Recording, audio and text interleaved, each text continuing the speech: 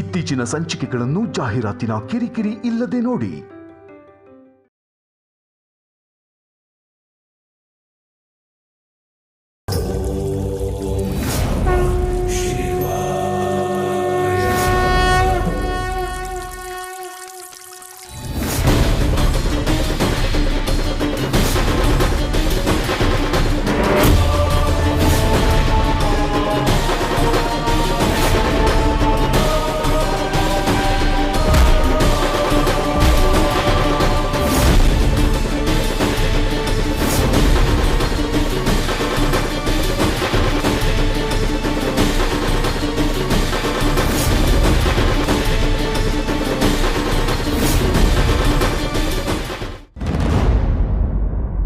ಏನ್ ನಡೀತಾ ಇದೆ? ಇವರೆಲ್ಲ ಏನ್ ಮಾಡ್ತಿದ್ದಾರೆ? ಇವ್ರಿಗೆಲ್ಲ ಈ ಕಾಲಕ್ಕೆ ಬುದ್ಧಿ ಬರಲ್ವಾ? ಶಾಸ್ತ್ರ ಪೂಜೆ ಮಾಡೋದೇನೋ ಸರಿ, ಹಾಗಂತ ಮನುಷ್ಯನ ಬಲಿ ಕೊಡೋದ? ಇದ್ಯಾವ ನ್ಯಾಯ? ಕಾಡಿನಲ್ಲಿರೋ ದಂಡಕನಿಗೂ ಇವ್ರುಗಳಿಗೂ ಏನು ವ್ಯತ್ಯಾಸ ಇಲ್ಲ. ಅವನಾದ್ರೂ ಸೈಕೋ, ಮೆಂಟಲ್ಲು, ಬ್ಲ್ಯಾಕ್ ಮ್ಯಾಜಿಕ್ಕು ಅದು ಇದು ಅಂತ ಮಾಡ್ತಿರ್ತಾನೆ. ನಿಮ್ಗಳಿಗೆ ಬುದ್ಧಿ ಬೇಡವಾ? ಶಾಸ್ತ್ರ ಪ್ಲೀಸ್, ನಾನು ಹೇಳೋ ಮಾತನ್ನ ಕರೆಕ್ಟಾಗಿ ಕೇಳಿಸ್ಕೊ. ಇಲ್ಲಿ ನಡೀತಿರೋದೆಲ್ಲ ಸುಳ್ಳು. ಶಾಸ್ತ್ರ ಪ್ಲೀಸ್ ಅರ್ಥ ಮಾಡ್ಕೊ. ನೀನು ಒಂದು ಮಾತು ತಿಳ್ಕೊ ಅಭಯ್, ನಾನು ಈ ಪ್ರಪಂಚದಲ್ಲಿ ನಂಬೋದು ದೀಪೇಶ್ವರಿನ ಮಾತ್ರ. ನನಗೂ ನಿನಗೂ ಪ್ರೀತಿ ಇರಬಹುದು, ನಾಳೆ ನಾವು ಮದುವೆನೂ ಆಗಬಹುದು, ಅದೆಲ್ಲ ನಿಜ. ಹಾಗೊಂದು ವೇಳೆ ದೀಪೇಶ್ವರಿ ಏನಾದರೂ ನಿನ್ನ ಮದುವೆ ಆಗಬೇಡ, ನಿನ್ನ ಮದುವೆ ಆದರೆ ನನ್ನ ಜೀವನ ಚೆನ್ನಾಗಿರಲ್ಲ, ನೀನು ನನಗೆ ತಕ್ಕ ಗಂಡ ಅಲ್ಲ ಅಂತ ಹೇಳಿದ್ರೆ ನಾನು ದೀಪೇಶ್ವರಿ ಮಾತು ಕೇಳ್ತೀನಿ ಹೊರತು ನಿನ್ ಮಾತಲ್ಲ.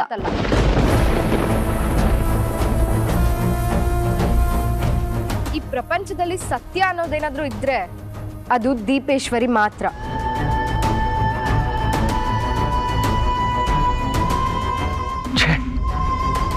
ಇವಳು ನನ್ನ ಅರ್ಥ ಮಾಡ್ಕೋತಿಲ್ವಲ್ಲ.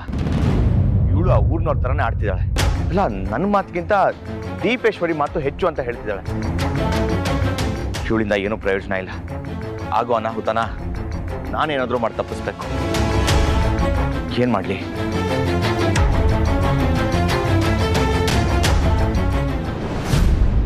ಕಣ್ಣಮ್ಮನ ಕಣ್ಣನ್ನು ಇದರಲ್ಲಿ ಇಡಮ್ಮ.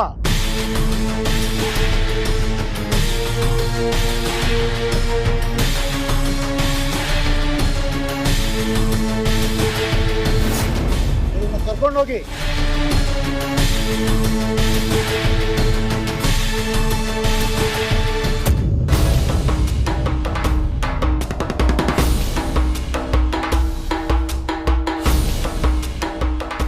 ಪೂಜೆ ಆಗೋವರೆಗೂ ಕಣ್ಣಮ್ಮನ ಕಣ್ಣು ಇಲ್ಲೇ ಇರಬೇಕು. ಕಣ್ಣಮ್ಮನ ಕಣ್ಣನ್ನ ಯಾರು ಮುಟ್ಟೋ ಹಾಗಿಲ್ಲ. ಮುಟ್ಟಿದ್ರೆ ಭಸ್ಮ ಆಗೋಗ್ತೀರಾ.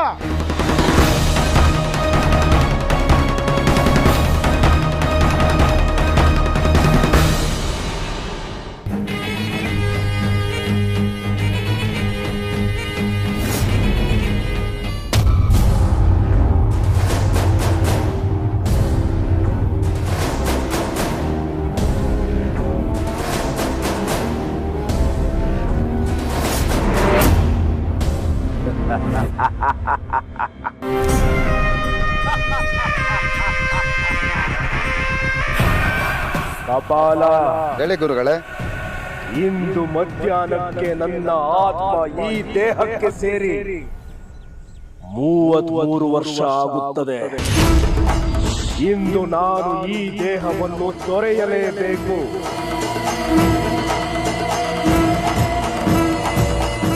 ಅಲ್ಲಿ ವಶೀಕರಣವಾಗಿ ಮಲಗಿರುವ ಆದಿಶೇಷನ ಮಾನವ ರೂಪಿ ತ್ರಿಶೂಲ ದೇಹಕ್ಕೆ ನನ್ನ ಆತ್ಮ ಸೇರಲೇಬೇಕು. ಅದಕ್ಕೆ ನೀನು ನನಗೆ ಸಹಾಯ ಮಾಡಲೇಬೇಕು ಕಪಾಲ. ಹೇಳಿ ಗುರುಗಳೇ, ನಾನೇನು ಮಾಡಬೇಕು? ಪೂಜಾ ವಿಧಿಗಳು ಇನ್ನೇನು ಶುರುವಾಗಲಿದೆ. ಮೊದಲನೇ ಹಂತದಲ್ಲಿ ಯೋಗ ನಿದ್ರೆಯಲ್ಲಿ ಮಲಗಿರುವ ಈ ತ್ರಿಶೂಲನ್ನು ಎಬ್ಬಿಸಬೇಕು. ಅವನಿಗೆ ಮಂತ್ರ ಮಜ್ಜನ ಮಾಡಿಸಬೇಕು. ನನ್ನ ಆತ್ಮವನ್ನು ಸೇರಲು ಇವನ ದೇಹವನ್ನು ಶುಚಿಗೊಳಿಸಬೇಕು. ಅದಕ್ಕೆಲ್ಲ ತಯಾರಿ ಆಗಿದೆ ತಾನೆ? ಆಗಿದೆ ಗುರುಗಳೇ. ಆ ಪೂಜೆಗೆ ಮಾದಲಮ್ಮನ ಪೂರ್ವ ದಿಕ್ಕಿನ ಕೆರೆಯಲ್ಲಿ ಮಡಿಕೆ ನೀರು ಬೇಕು. ತಯಾರಿದೆ ಗುರುಗಳೇ. ಇನ್ನುಳಿದಂತೆ ಆತ್ರೇಯ ವೃಕ್ಷದ ಬೇರು, ಅಶೋಕ ಮರದ ಚಿಗುರೆಲೆ ನಿನ್ನೆಯೇ ಶೇಖರಿಸಿದೆ ಗುರುಗಳೇ. ಭಲೆ ಭಲೆ ಕಪಾಲ.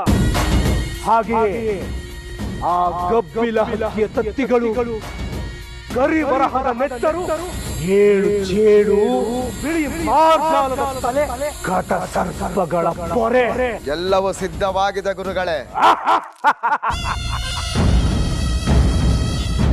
ತಾಯ ಮಾದಲಮ್ಮ ಅಂತಿಮ ಮರ್ಕಟ ಪೂಜೆಗೆ ಎಲ್ಲವೂ ತಯಾರಿದೆ ತಾಯೇ. ನನ್ನ ನೆತ್ತರು ನಿನ್ನ ಪಾದವ ಸೇರುವ ಹೊತ್ತಿಗೆ ಇವನ ದೇಹಕ್ಕೆ ನನ್ನ ಆತ್ಮ ಸೇರಲಿದೆ. ಕಪಾಲ, ಗುರುಗಳೇ, ನಾನು ಹೇಳುವುದನ್ನು ಗಮನವಿಟ್ಟು ಕೇಳು. ಅವನ ದೇಹದಿಂದ ಆತ್ಮವನ್ನು ಬೇರ್ಪಡಿಸಿದಾಗ ನಿನಗೆ ಸೂಚನೆಯನ್ನು ನೀಡುತ್ತೇನೆ. ಆಗ ನೀನು ನನ್ನ ರುಂಡವನ್ನು ಕತ್ತರಿಸಬೇಕು. ಸರಿ ಗುರುಗಳೇ. ನನ್ನ ರಕ್ತ ಮಾದಲಮ್ಮನ ಪಾದಕ್ಕೆ ಸೇರುವ ಹೊತ್ತಿಗೆ ನನ್ನ ಆತ್ಮ ಇವನ ದೇಹ ಸೇರಿರುತ್ತದೆ.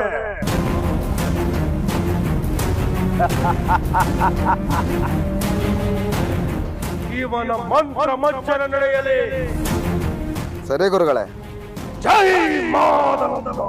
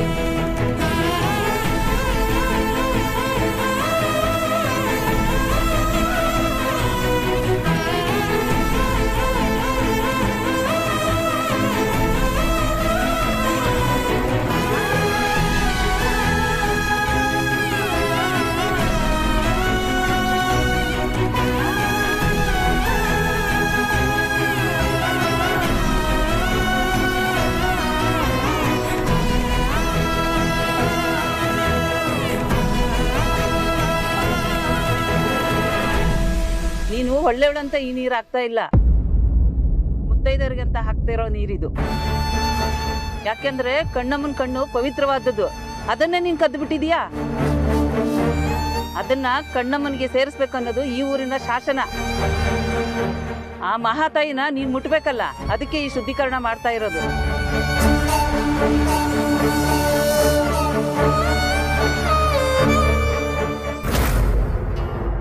ಶೃಂಗ, ಸಹಸ್ರ ತಂದಿದ್ದು ಸತ್ಯದ ದೀಪ, ಯಾವತ್ತೂ ಸುಳ್ಳನ್ನ ಹೇಳದೇ ಇರೋ ದೀಪ.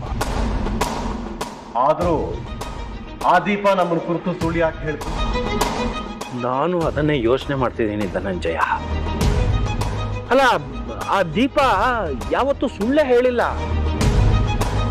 ಅಲ್ಲ, ನನ್ನ ಉಳ್ಸೋ ಹಾಗೆ ಸುಳ್ಳು ಹೇಳ್ತು ಅಂತಂದ್ರೆ, ಇಲ್ಲ ಅಂದಿದ್ರೆ ಇಷ್ಟೊತ್ತಿಗಾಗ್ಲೇ ನನ್ನ ಸಾವಾಗ ಹೋಗ್ಬಿಡ್ತಿತ್ತು.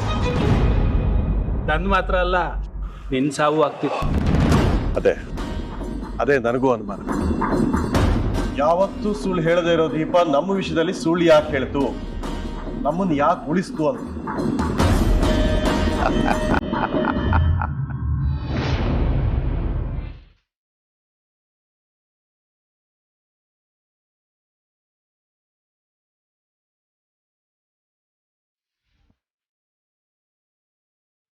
ಗುರುಗಳೇ, ಆ ದೀಪ ಯಾವತ್ತೂ ಸತ್ಯನೇ ಹೇಳೋ ದೀಪ, ಅಂಥದ್ರಲ್ಲಿ ಸುಳ್ಳು ಯಾಕೆ ಹೇಳ್ತು?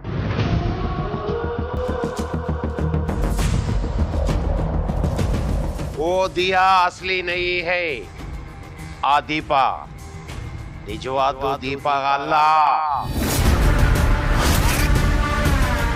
ಅದು ದಂಡಕ ಸೃಷ್ಟಿ ಮಾಡಿರೋ ಚೂಟ ದಿಯ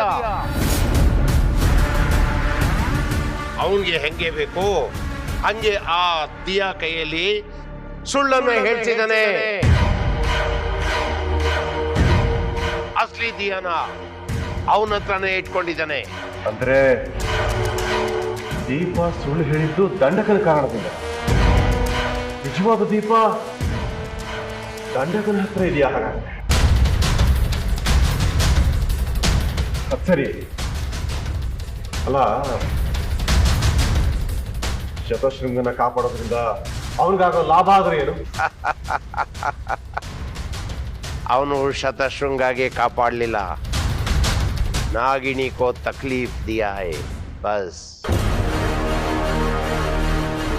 आ ದಂಡಕ ಅವಂದು ಕಣ್ಣು ಆ ನಾಗಮಣಿ ಮೇಲೆ ಇದೆ ಅವನಿಗೆ ಇಲ್ಲಿ ನಾಗದ ಬಂಧನ ಆಗ್ಬೇಕಾಗಿತ್ತು ಅದಕ್ಕೋಸ್ಕರ ಅವನು ಸೃಷ್ಟಿ ಮಾಡಿರೋ ದಿಯಾ ಕೈಯಲ್ಲಿ ಚೂಟ್ಗೆ ಹೇಳ್ತಿದ್ದಾನೆ ಅವನಿಗೂ ಕೂಡ ಆ ನಾಗಮಣಿ ಮೇಲೆ ಕಣ್ಣಿದೆ ಆ ದಂಡಕನ್ಗೂ ಕಣ್ಣೂರಿನ ಕಣ್ಣಮ್ಮನ ಕಣ್ಣಿನ ಮೇಲೆ ಆಸೆ ಇದೆ ಹಾಗಾಗಿ ಇದನ್ನೆಲ್ಲ ಮಾಡಿದ್ದಾನೆ ಅರ್ಥ ಆಯ್ತು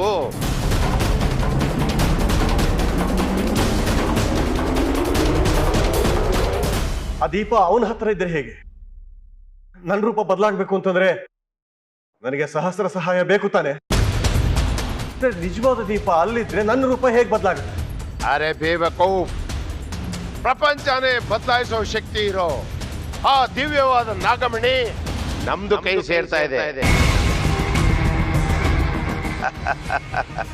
ಅಂತರದಲ್ಲಿ ನಿಂದು ಚೆಹರಾ ಬದಲಾಯಿಸಕ್ಕೆ ಯಾಕೆ ನೀನು ಯೋಚನೆ ಮಾಡ್ತಿದ್ಯಾ ಆ ನಾಗಮಣಿ ಕಣ್ಣೂರಿನ ಕಣ್ಣಮ್ಮನ ಕಣ್ಗೆ ಸಿಕ್ಕಿದ ತಕ್ಷಣ ಅದರ ಬೆಳಕು ನಿಂದು ಮೇಲೆ ಬಿದ್ದು ನಿಂದು ಚೆಹರಾಗೆ ಬದಲಾಗ್ತದೆ ಗುರುಗಳೇ ನೀವು ಹೇಳ್ತಿರೋದು ಅದೇನಪ್ಪ ನಾಗಮಣಿ ಕಣ್ಣಮ್ಮನ ಕಣ್ಣು ಸೇರಿದ ತಕ್ಷಣ ಅದ್ರ ಬೆಳಕು ನಿನ್ ಮೇಲೆ ಬಿದ್ದ ತಕ್ಷಣ ನಿನ್ನ ಹಳೆ ರೂಪ ವಾಪಸ್ ಬರುತ್ತೆ ಅಂತ ಹೇಳ್ತಾ ಇದ್ದಾರೆ ಅಂದ್ರೆ ನಾಗಮಣಿ ಕಣ್ಣಮ್ಮನ ಕಣ್ಣು ಸೇರುತ್ತಾ ನಮ್ಮ ಕೈ ಸೇರೋದಿಲ್ವಾ ಹಾಗಾದ್ರೆ ಈ ಚಿನ್ನ ಮಾಡ್ತಾ ಇರೋ ಯೋಚನೆನಾದ್ರೂ ಏನು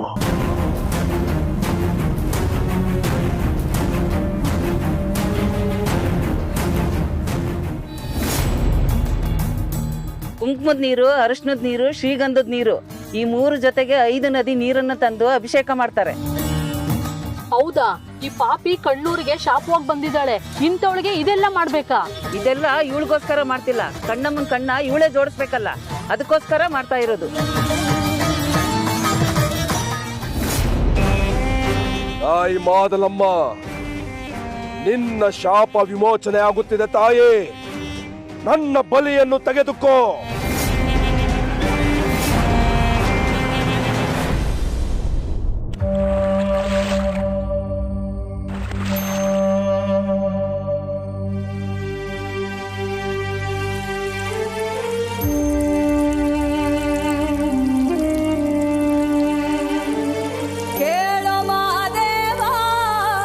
ಮನ್ಸನ ಜೀವ ನೀ ನುಡಿಸಿ ಆಡಕ ಢಮರು ಆಗ್ಯಾವ ಯಾಕ ಶಿವಲಿಂಗ ನಡೆಸುತ್ತಿ ಹಿಂಗ ಏನೇನೂ ಇಲ್ಲಯ್ಯ ನಮ್ಮ ಕೈಯಾಗ ಎಡವಿಸಿ ತಾಳ ಉರುಳಿಸಿ ದಾಳ ನಡೆಸಿದಿ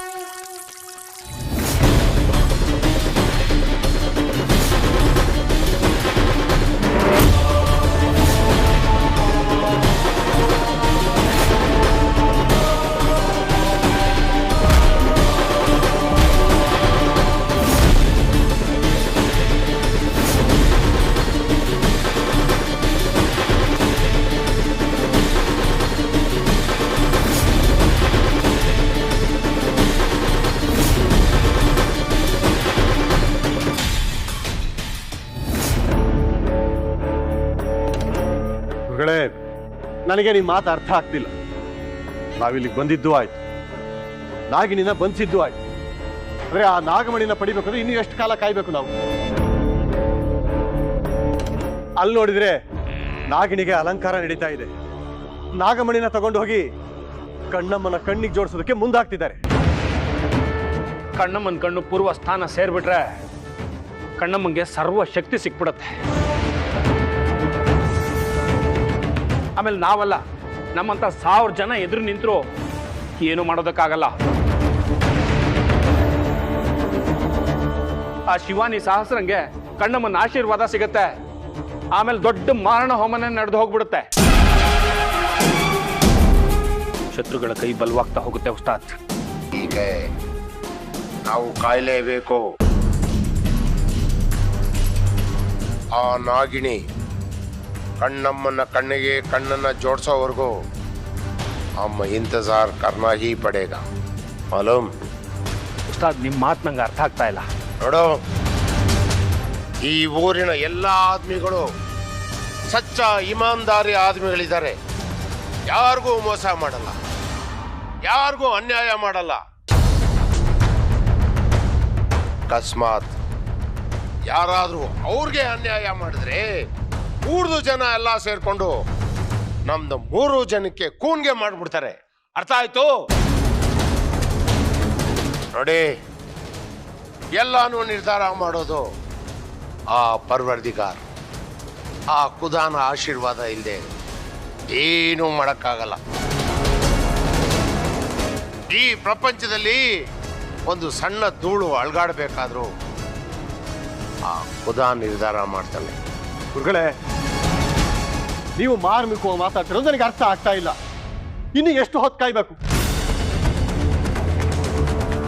ನೋಡಿ, ನಮ್ಮ ಸುತ್ತ ಇರೋ ಶತ್ರುಗಳಿಗೆ ನಮ್ಮ ವಿಷಯ ಗೊತ್ತಾಗೋದ್ಕಿಂತ ಮುಂಚೆ ನಾಗಮಣಿ ಏನಾದ್ರು ನಮ್ಮ ಕೈ ಸೇರ್ಲಿಲ್ಲ ಅಂತಂದ್ರೆ ಬರೀ ನಮ್ಮ ಸೋಲಲ್ಲ, ನಮ್ಮ ಸಾವೇ ಆಗುತ್ತೆ.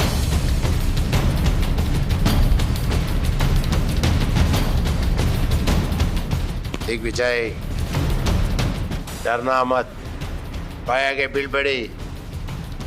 ಯಾವುದು ಜನ ಎಲ್ಲ ನೋಡ್ತಾ ಇದ್ದಾರೆ. ಪೂಜೆ ಆದ್ಮೇಲೆ ಆ ನಾಗಿಣಿ ಆ ನಾಗಮಣಿನ ತಗೊಂಡೋಗಿ ಕಣ್ಣಮ್ಮನ ಕಣ್ಣಿಗೆ ಜೋಡಿಸಿದ ಮೇಲೇನೆ ನಾವು ಅದನ್ನ ಪಡೆಯೋದಿಕ್ಕೆ ಸಾಧ್ಯ. ಅದಷ್ಟು ಸುಲಭನಾ? ಹೌದು ಡರ್ನಾಮತ್. ಆ ಪರ್ವರ್ದಿಗಾರನ ಆಶೀರ್ವಾದ ಇದ್ರೆ ಎಲ್ಲವೂ ಸುಲಭ ಆಗ್ತದೆ. ಆ ನಾಗಿಣಿ ಕಣ್ಣಮ್ಮನ ಕಣ್ಣನ್ನು ಜೋಡಿಸಿದ ತಕ್ಷಣ ಮುಂದೆ ಏನ್ ಮಾಡಬೇಕು ಅಂತ ನಾನು ಹೇಳ್ತೀನಿ.